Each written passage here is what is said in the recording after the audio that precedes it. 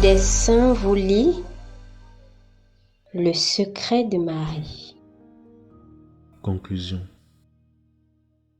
Les apôtres des derniers temps.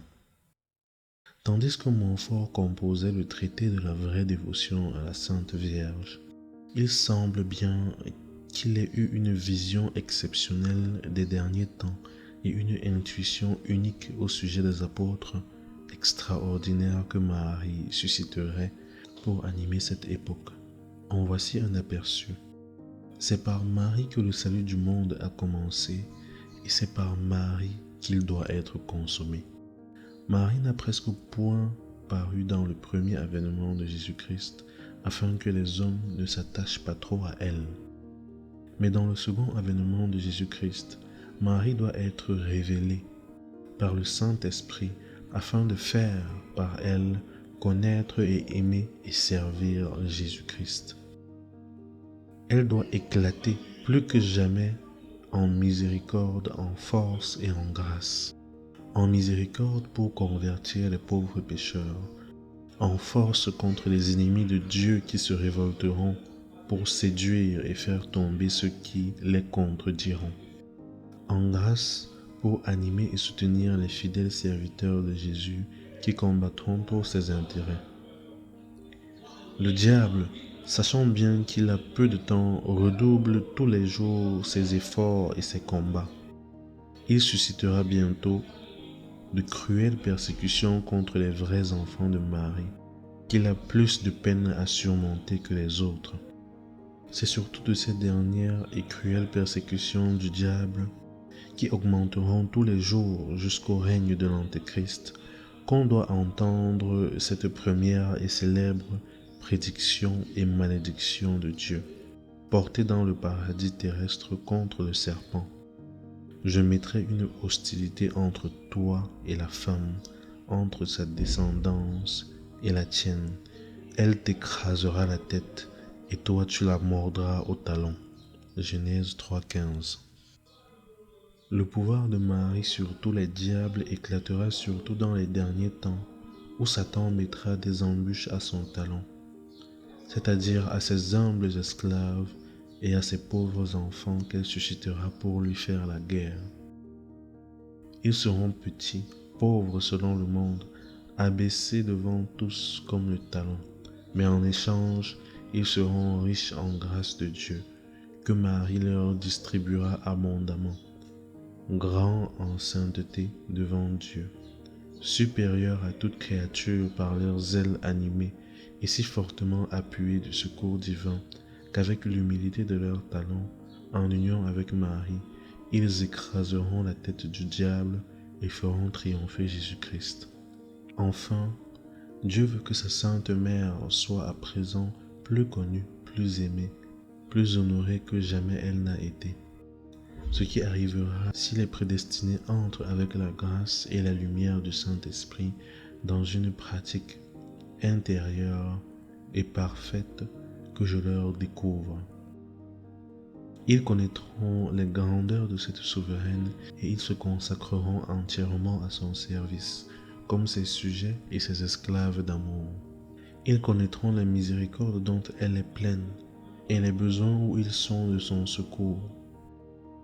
Et ils auront recours à elle en toutes choses comme leur chère avocate et médiatrice.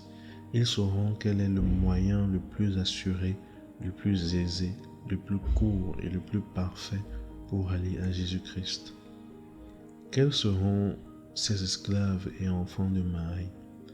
Ils seront un feu brûlant, des ministres du Seigneur qui mettront le feu de l'amour divin partout, des flèches aiguës dans la main de la puissante Marie pour transpercer ses ennemis.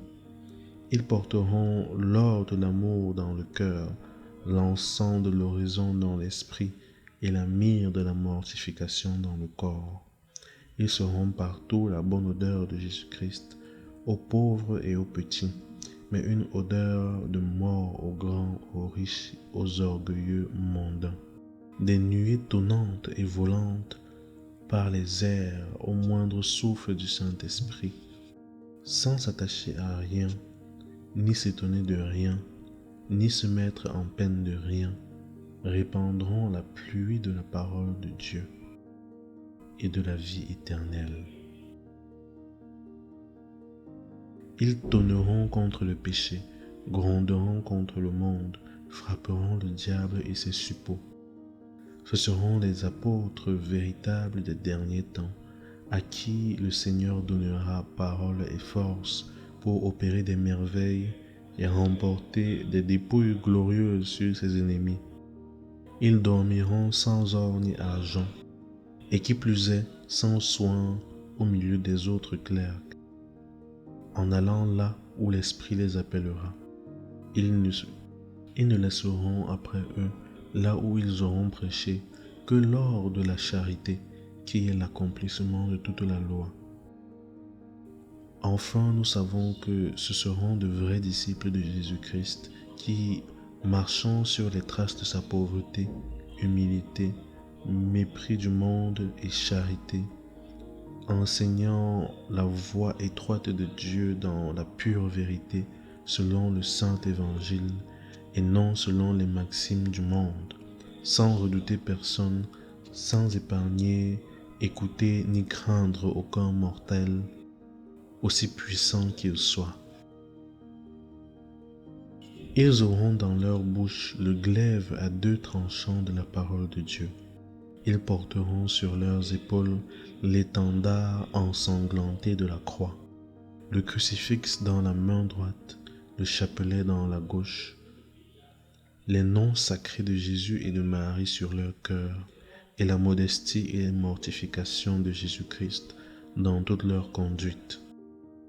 Voilà de grands hommes qui viendront et que Marie fera par ordre du Très-Haut pour étendre son empire sur celui des impies. Mais quand cela sera-t-il, Dieu seul le sait.